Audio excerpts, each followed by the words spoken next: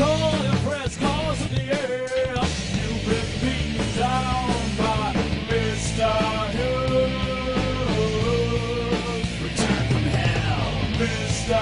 Hughes. Hear the millennium bell, Mr. Hughes.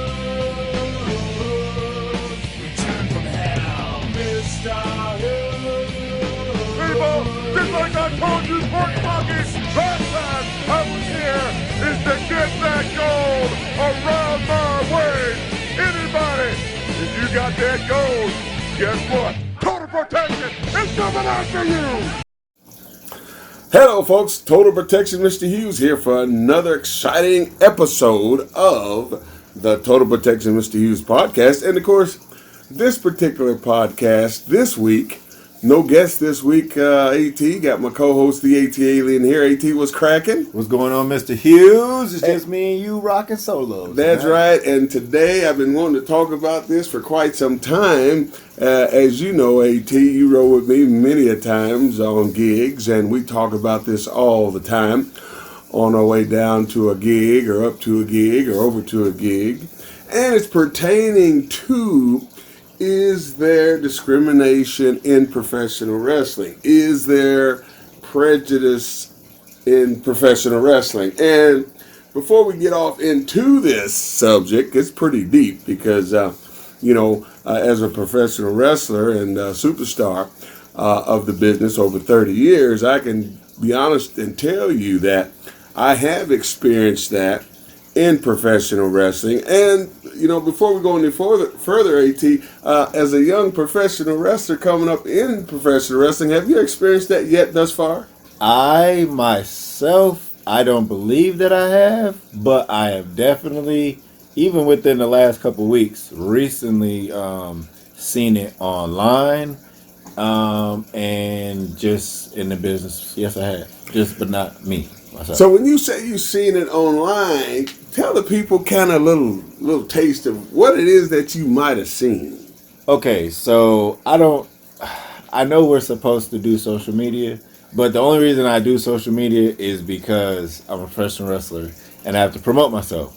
So I just so happened to open up Facebook because I'm a part of the One Fall Wrestling School locker room chat. So I go on there every now and then to check it out. So on this particular day, I just so happened to open up Facebook and I see somebody had posted something that somebody's been talking about to them, and they said some very offensive things to them. So this person responded to that person, and that person that said something bad to this other person, they blocked that other person. So it was like a big long thread of people just sticking up for him and just voicing their opinions about the situation. So I was like, see, this is why I don't get on this mess, because it's always some drama, man. So tell us exactly what you're saying. You said you got on social media and somebody was talking. What were they talking about? I mean, were they talking about the person? Was this a race thing? Was this, what is it? Tell us what was going on. Okay, so I don't really want to say any names. You don't have to say any names. Just tell us the story. What did you see pertaining to prejudice part of this podcast? What we're talking about. This white gentleman that's very prominent in a promotion that's down here, prominent in Georgia, was speaking to an African American homosexual male, and he was called wrestler. Yes, wrestler, and he was calling him out of his name by both racial slurs and homosexual slurs. Mm-hmm. So the guy was sticking up for himself, and people in the thread was sticking up for him, because in 2019, if you really still think that way, it's an ignorance in you, in the way that you were raised. And I don't know what to say about it, because this is the land of the free. You're supposed to be able to be who you want to be whenever you want to be that person, regardless. Well, true, and some people, are deep religious, and so that's probably why he was getting into it that way, as far as with that other part. But we're talking about the wrestling part here. I can understand what you're saying as far as the other deal, but we're gonna get on a little further here. The reason why I wanted to do this podcast is because people don't really talk about this particular subject, and that is there discrimination or is there prejudice in professional wrestling? Now, for example, if you was to ask me, AT, that is there discriminating in professional wrestling? And I would tell you, yes, there is. There's a lot of it. And for you people that don't know about this business of professional wrestling that we're in, you should know by when you watch shows or when you go see shows or when you watch a television show that it's all catered to Caucasian wrestlers, even though sometimes they might give a African American a belt or they might give them a little push. Well, that don't mean nothing. Okay. Now, a long time ago when I first got in this business in Kansas City, I talked to a few people first before I got in it. People like Butch Reed and Rufus R. Jones and a few other old timers that were black, and of course they pretty much told me and explained to me before I actually got in the business, hey, this is them talking, saying, I need to explain to you what kind of business that you're getting ready to get into. And so they pretty much were saying that you're getting into I'm going to be real with it, you're getting into a Caucasian-made business. It's not like basketball, football, track, all these other sports that are out there today or prior. This is catered to mostly Caucasian men and women too, whoever's in charge. And most of the time, the old timers that are set in their ways of doing things in professional wrestling pretty much got it set up that way, and it's like a generational thing. Now, what I mean by generational thing, you got some wrestlers that their dad was a wrestler, their great granddad was a wrestler, and it just goes on and on and on. And those wrestlers back in those days were kind of, as you might say, they didn't care too much for dark-skinned people. So that most of that kind of carried on and on up to the present, folks. And that's why you never see a black promoter or a black booker. And you wonder why you never see a black booker. You ever wonder why you never see a black booker or a black promoter, AT, in the wrestling business? We've worked for some black promotion. Some I'm black talking promoters. about, I ain't talking about the little ones. I'm talking about up at the big time. You've never ever seen a black promoter or a black booker at the top level of professional wrestling. Of course you're going to see them on the indie level. Of course you are. Because some of them pop up and do their own gigs. They come up and they do their own promotions. But we're talking about the higher end of professional wrestling. And I've been there all the way. And I can honestly tell you that I've never seen it before. And why is that?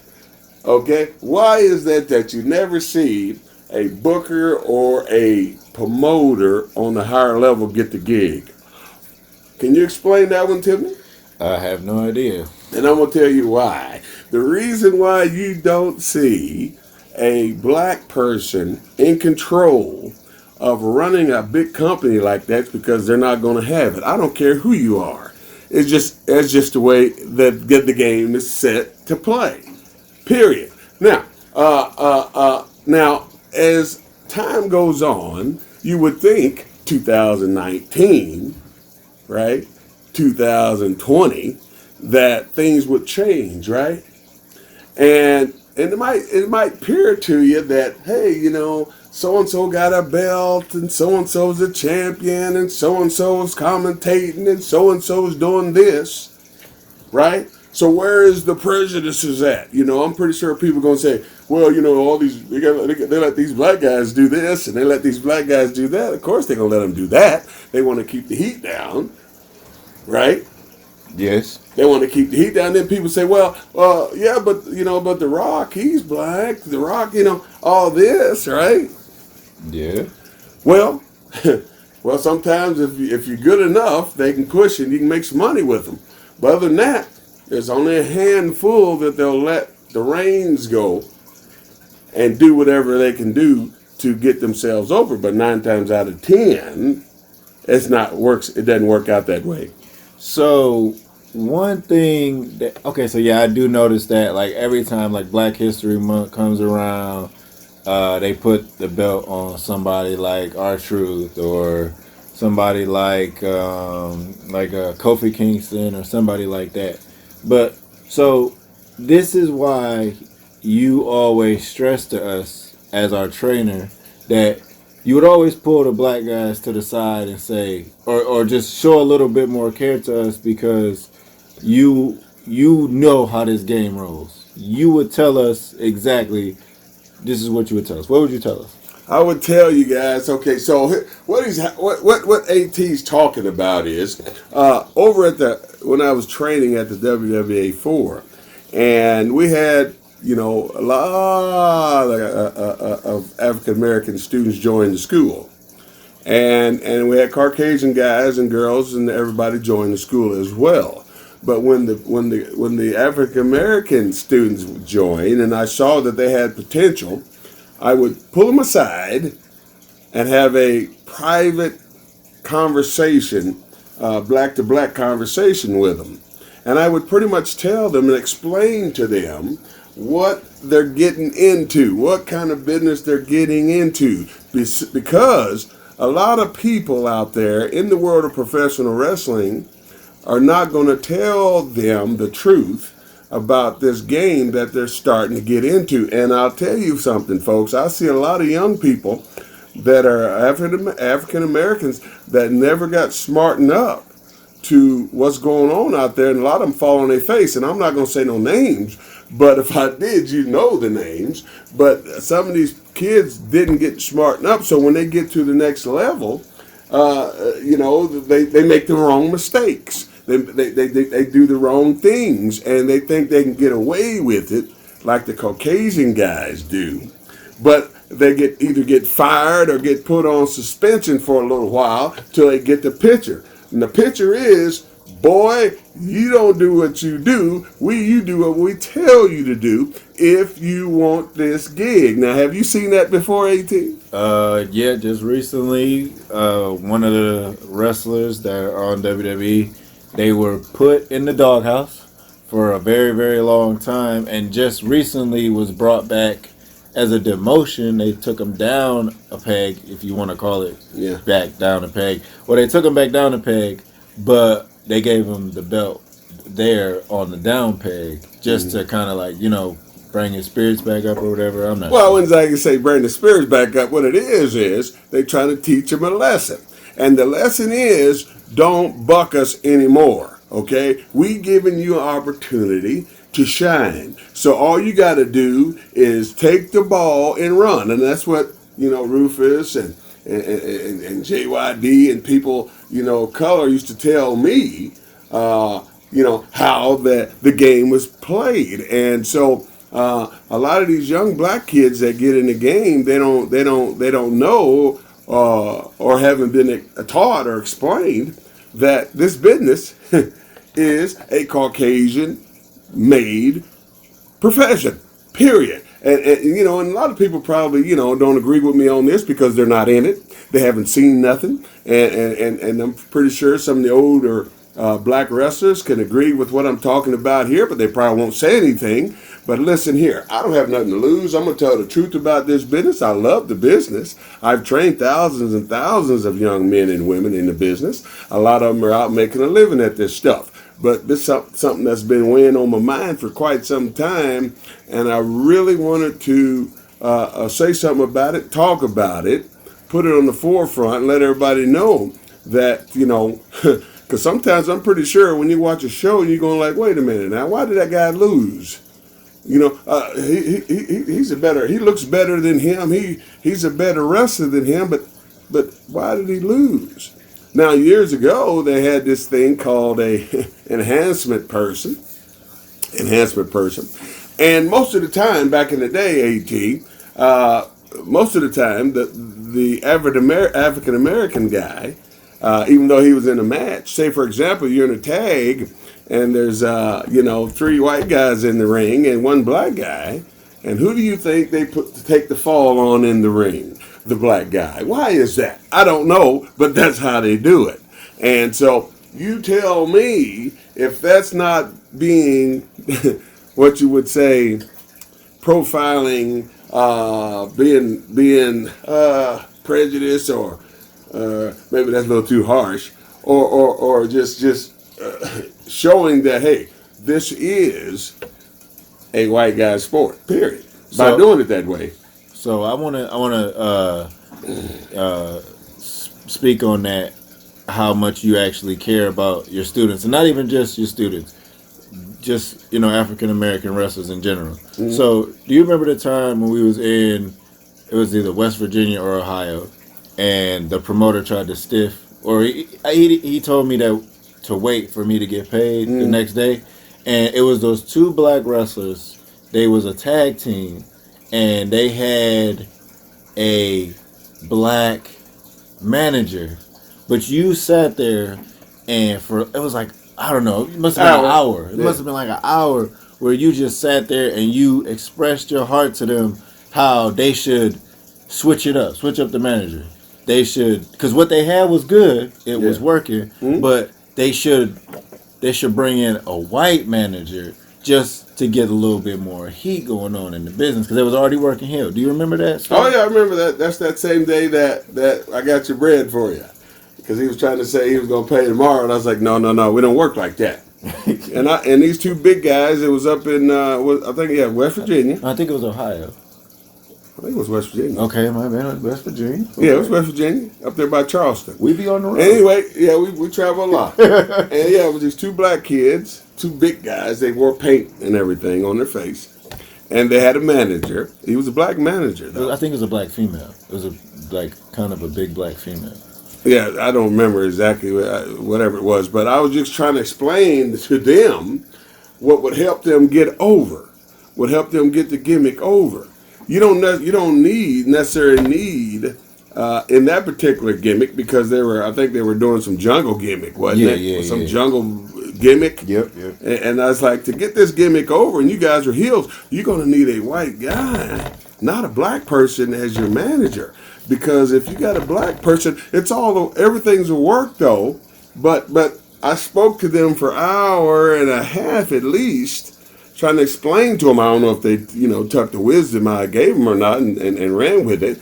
But it was some very important stuff that I was trying to explain to them, because I was trying to tell them that the way you are doing it ain't going to work, because you guys don't know. You don't have a clue about the business yet. They're just getting started. They think they know what they're doing, but they don't. And so I was sitting there trying to tell them, if you guys want to get this gimmick over, you would have to switch managers as far as color goes. And that's what I was trying to explain to them. Now, I don't know if they took it and ran with it, but I try to explain to all the young black men that I run across, if they have some talent, and I pull them aside if I don't know them or not, or whatever.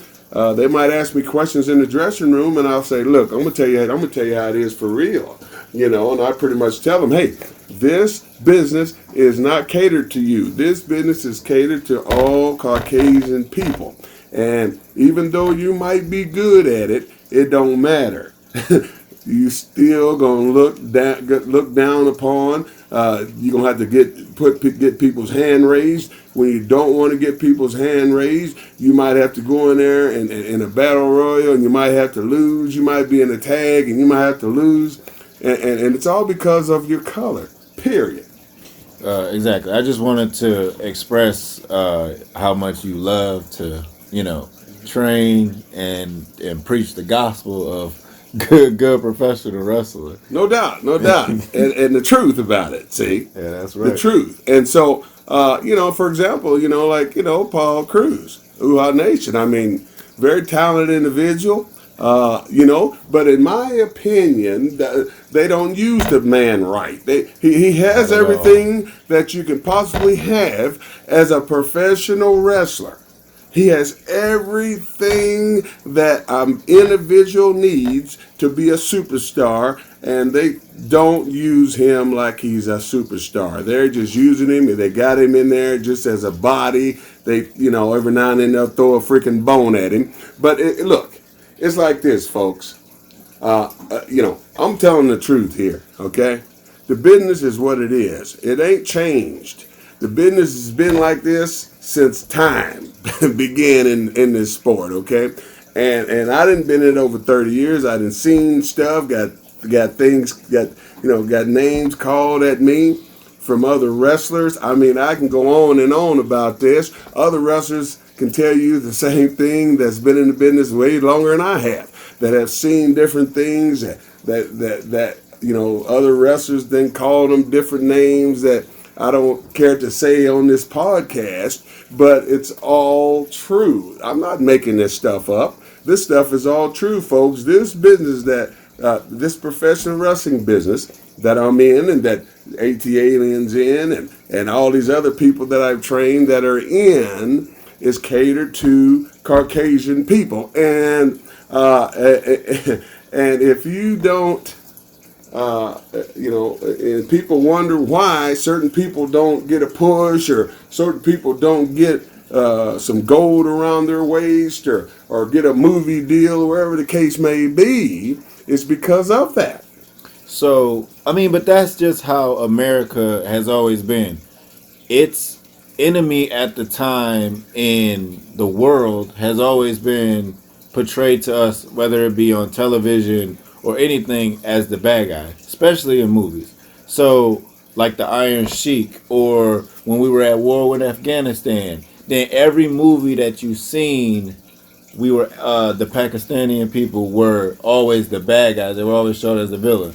Now, if you go to the movies and you watch, you go watch a movie, or you sit down and watch TV, and if America is fighting a villain, it's going to be Russia, or it's going to be the Chinese. It's going to be somebody to avert our vision, to those people, to look at them as the enemy, so we could see that it's okay of what we're doing to their people. Kind of lessen the person of who they really are, try to portray them as the heel, as I might say. Pretty much, but you know what? You got black guys that are good baby faces.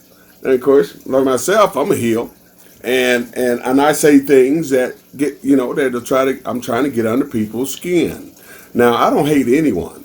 I love every individual of color, or Caucasian, or any kind of race. I'm not prejudiced at all. But I'm just here on this podcast to let the folks know about the business, about the professional wrestling business that we're in, that you're in, that some of y'all that are out there listening to me are in. Some people, man, they say, oh man, even though, that might be going on, but, I'm not going to say anything. I'm just going to roll with the punches. I'm just going to go with the flow. You know what I'm saying? But hey, if nobody talks about it, who's going to know? Who's going to know what's really going on out here in the wrestling business, And for example, like myself, for example, I don't believe I have any heat with anybody, or any company or anything like that. But, I've trained thousands and thousands of people, young ladies, young men, all over this planet. They're all in companies, big companies out there. And you try to get a job with this company, with one of these companies, and they kayfabe you. It's like, if you're not in the clique with these boys, or if you're not their buddy, or if you don't, you're not in the clique, like I said, then they're not going to give you the gig. It's just simple as that. You understand? And so, even though you might be qualified to do the job, wherever the case may be, if you're not in that clique, or if you're not, buddy with whoever's on top, then you're not going to get the gig. It's just like that from the bottom up to the top. You've seen that before, I'm sure.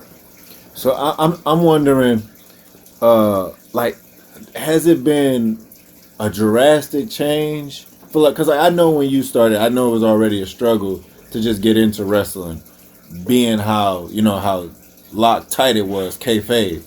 But for it to be Loctite, kayfabe strong, and being a young black man, was it even? Do you feel like it was either harder for you to get to your get past your plateau?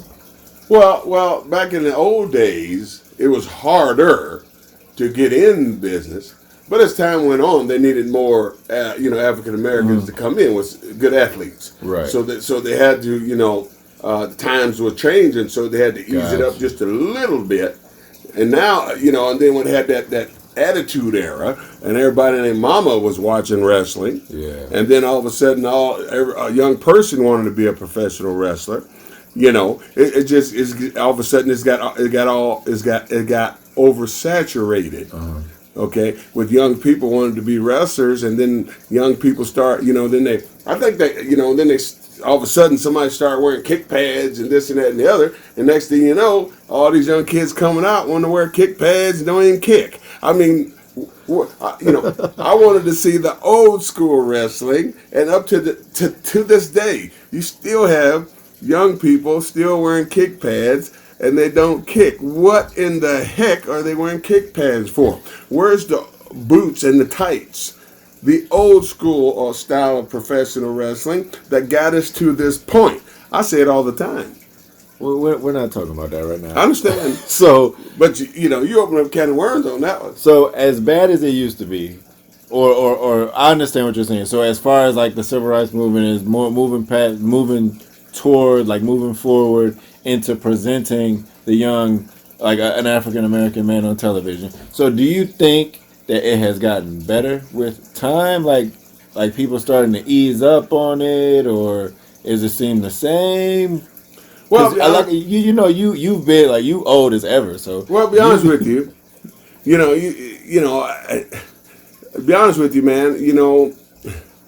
They cover it up a little better than what they used to do. See, they cover it up a lot better.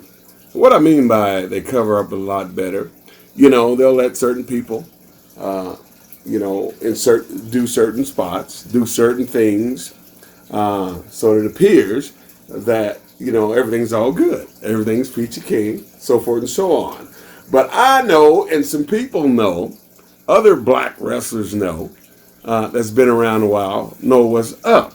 Now, you probably wouldn't know what's up because you hadn't been around long enough to understand the way the game is played, and I have. So, with that said,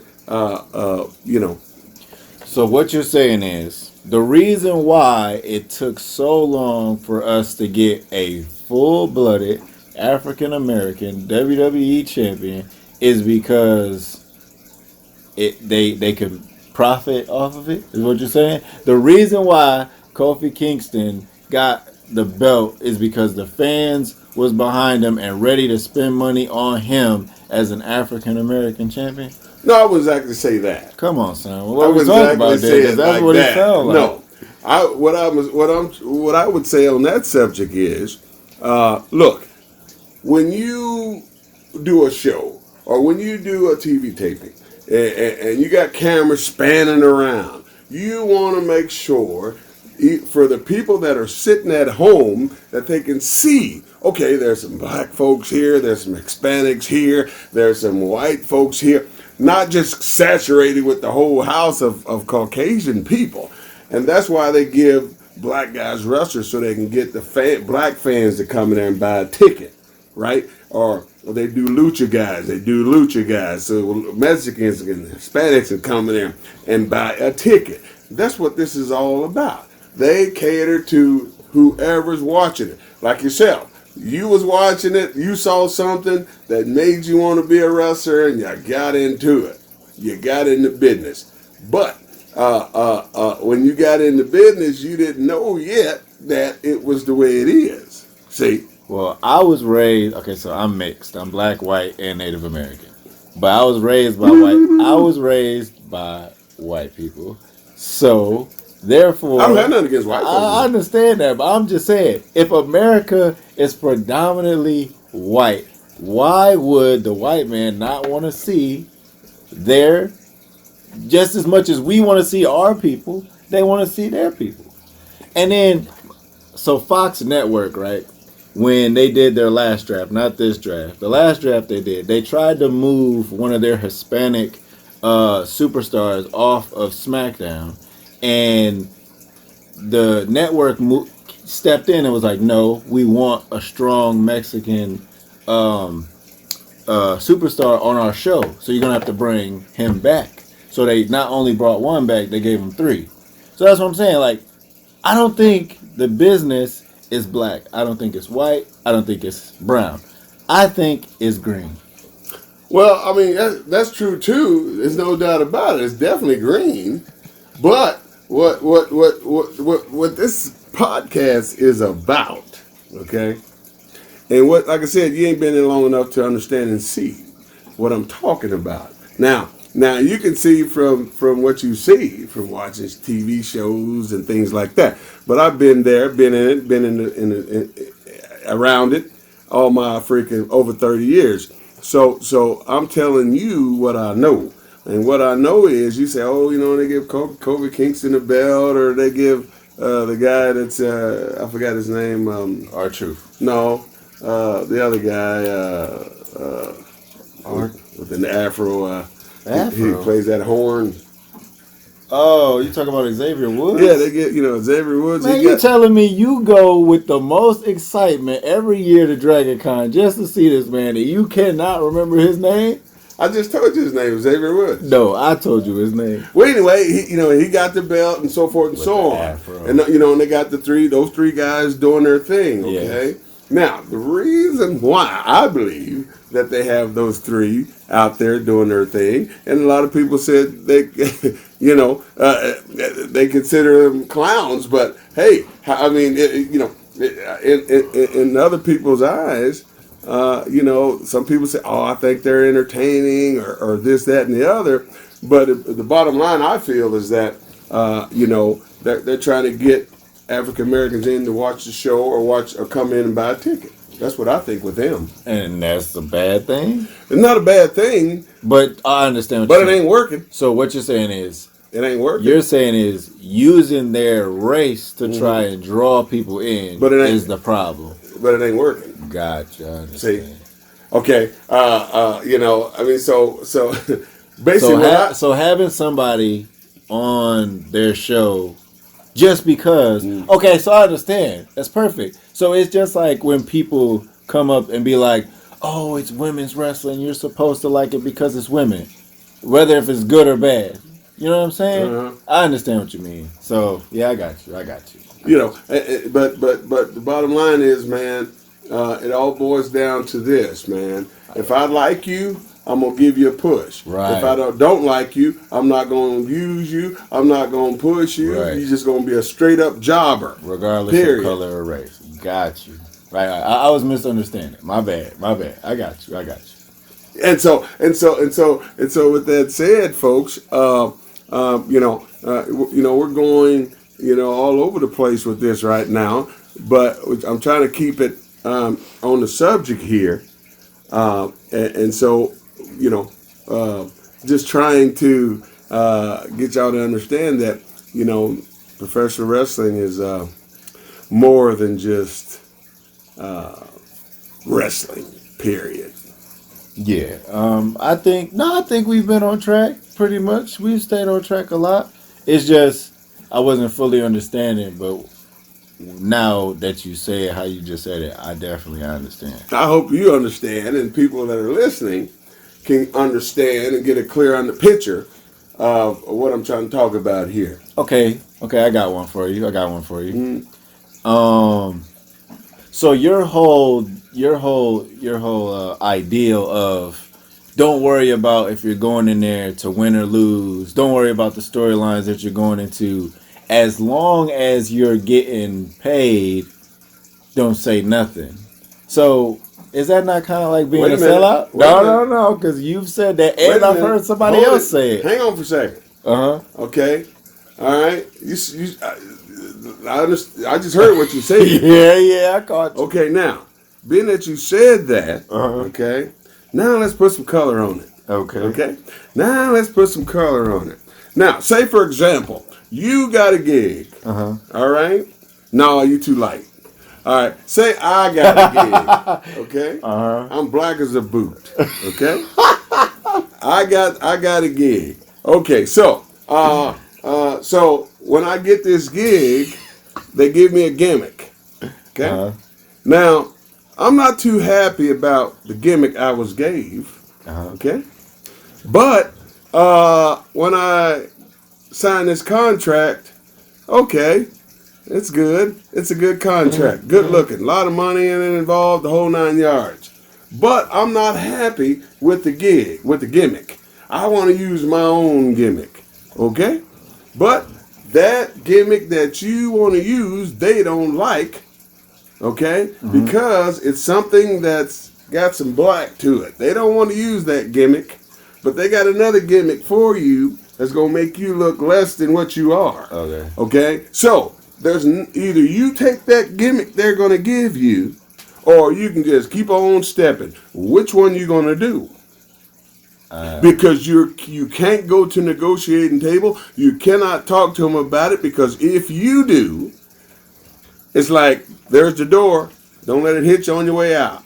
Period. Okay. Feel me? I understand. Again, as Jim Ross said, that his father told him, if you are willing to take that man's money, then you should be willing to do the job exactly how he wants you to do it. Exactly. Okay. So basically, if you're willing to sign a contract for it, then okay, but that's the thing. But Literally from three black old school wrestlers I have heard it from.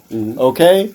Just shut up and do what they ask you. period. Regardless. Shut up and get the money. Okay, but listen, Period. I've That's what you do. never seen them mistreat African You ain't American gonna people see on it. TV. I've never seen it. I've seen it a couple times. I've seen in them, my lifetime. I have. I've seen them have white people kiss another white person's butt. I've never seen them have. I'm gonna tell you what. Okay, certain go. things you can get away with on TV. By the way, okay.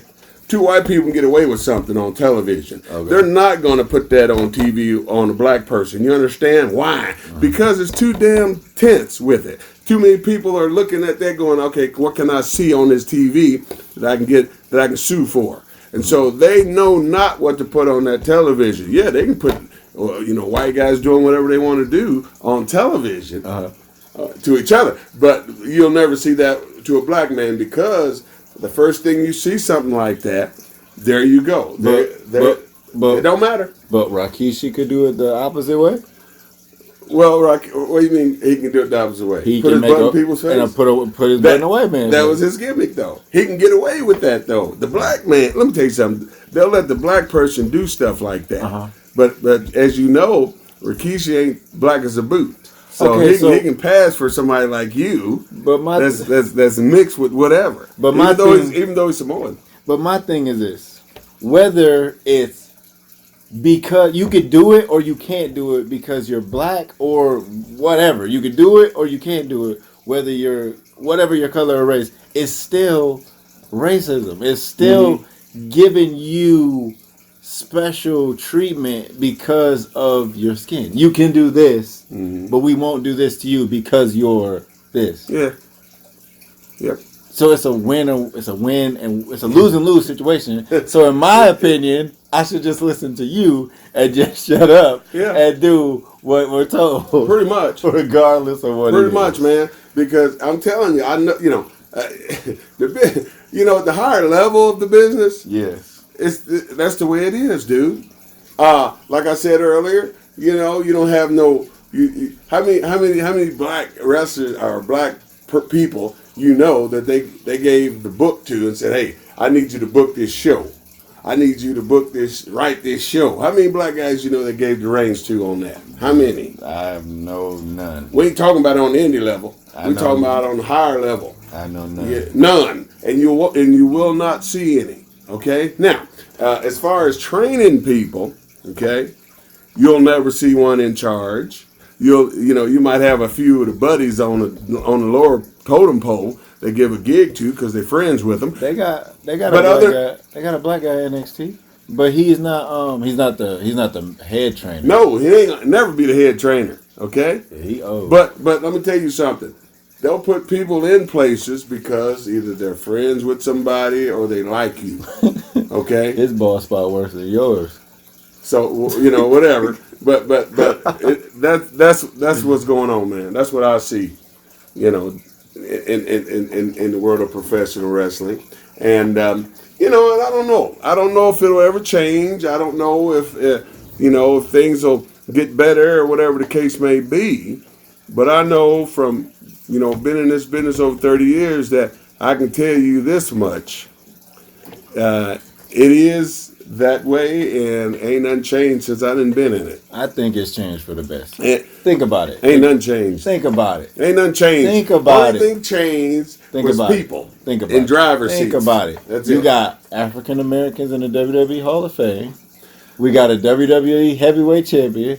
We got a WWE every other champion. All right, now you want to talk about the WWE Hall of Fame. Now you want to talk about that. Oh, here we go. Okay. We done touched now, the soft spot. wait a minute now. Now we got the NFL, we got the baseball. What else Hall of Fames we got? The Hockey Hall of Fame. Okay. NHL. Now, all those Hall of Fames are legit people that are in these Hall of Fames. Uh-huh. Okay? Now, as far as, in my opinion, that's a hard one to knock on because I love. I love WWF. I love that company. I worked for them 3 different times. I'm not knocking the company at all. Please get that understood. I love, Vince McMahon. He was great to me. He took care of me. I mean, nothing I'm saying that's bad about WWF at all. Period. Okay, but I'm just saying about the business in general, what I've seen and what I still see. Period. I'm listening. And and so you can absorb this any kind of way you want. But I just wanted to talk about this subject and just get it out there and I think we've had a good back and forth banter. You've made your points, and I've understood your points, and you made some good points. Okay, so with all that said, and you've been in the business going on what? Like 7 going on 8 years, and on your 8-year tenure in this business, yeah. On a serious tip, have you actually seen anything resembling any kind of prejudice or discrimination in wrestling? Yes, just not towards me. I've already addressed this at the beginning. Mm-hmm. No, not towards me, but I have seen it. Well, reason why you probably haven't experienced towards you because you don't look like one. Right, that's true. You don't look as black as I. Yeah. Okay, and your hair ain't nappy. Yeah. Because when you wet your hair, it hangs down. So, you can pass for anybody. So, if you stay in the sun a little longer, you can pass for an Indian. If you stay in the sun a little longer, you can pass for Hispanic, or you can pass for a black person. So. And if you stay in the house for a year, you can pass for a Caucasian. So either way it looks like, you can pass for anybody. So what you're saying is we need to all come together, and black people and white people need to just get together and make a whole bunch of mixed people so we ain't got to worry about this problem no more. Then all that prejudice stuff will go out the window. You know what I never understood? How come... like white people, they like to talk about black people, but they are the first ones to try and act, look, and be like us. I don't know, man, but people say the opposite of me. This is true. I love rock and roll. I love honky tonk. I wear cowboy boots. I wear a cowboy hat. I mean, I'm just all around. I don't like rap music. I hate it with a passion. And when people get around me, they say, "Man, wait a minute, I think you're the wrong color." Hey, no, I just love that kind of music. That's what I grew up on. That's something that I don't like either. How come we stick to our stereotypes in order to choose what you should be or what you shouldn't be? Just because you like to wear a cowboy hat, that don't make you a white person. I didn't say it did. I know. That's my point. That's my point. Just because.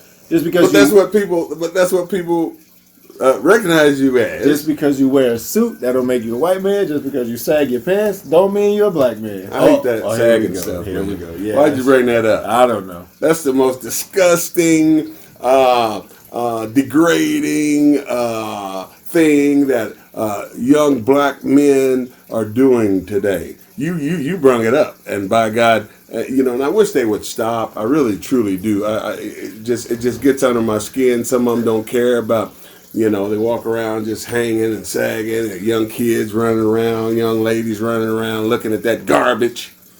All right, but I'm not. This is not that type of podcast. So we're gonna jump off of that and get back on track here. I don't know why, AT, you always try to throw something in there just to get me off track, knowing that the sagging thing would upset me a little bit, and I'd probably have to go in here and get my freaking baseball bat and beat you upside the skull. I don't wear my drawers. I mean, my pants, my breeches low.